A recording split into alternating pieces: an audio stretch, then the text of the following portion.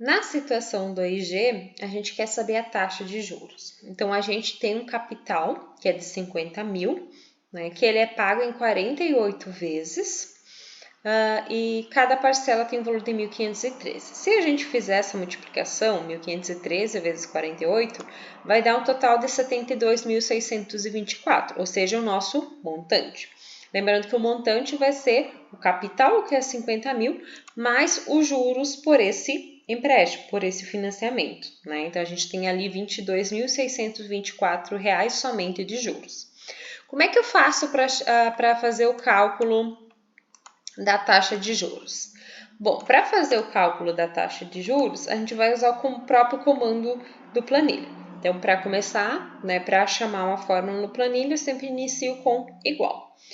A gente quer calcular a taxa, então o comando para cálculo de taxa é próprio taxa. Então, taxa, digito igual, taxa e dou Enter.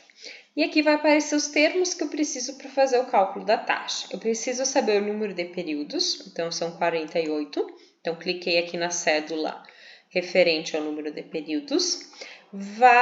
Pagamento por período, seja o valor da parcela. Então, vou clicar aqui na cédula, se lembrando que ele tem que ser um valor negativo, sempre colocar negativo.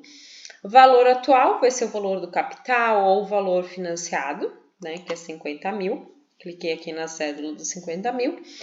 E o valor futuro, fim ou início, e a taxa estimada, eles estão todos entre colchetes. Se esses valores, né, se essas informações estão entre colchetes, eu não preciso delas para fazer o cálculo da taxa. Então, se eu quiser colocar, eu posso colocar, mas se eu não quiser colocar essas informações, não vai ser necessário para o cálculo da taxa. Então, eu posso deixar em branco.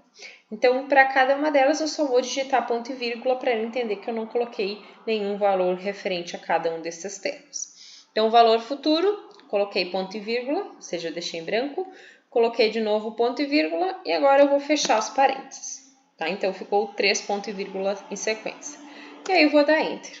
E aí, eu vou ter aqui a minha taxa, que é 1,64%. Pode ser que às vezes esse valor não apareça aqui em porcentagem, então vocês têm que clicar aqui no termo porcentagem para ele colocar esse valor em porcentagem.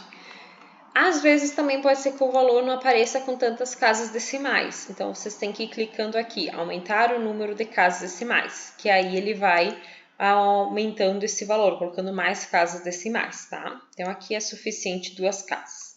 Então, para esse financiamento aqui, a taxa é de 1,64% ao mês.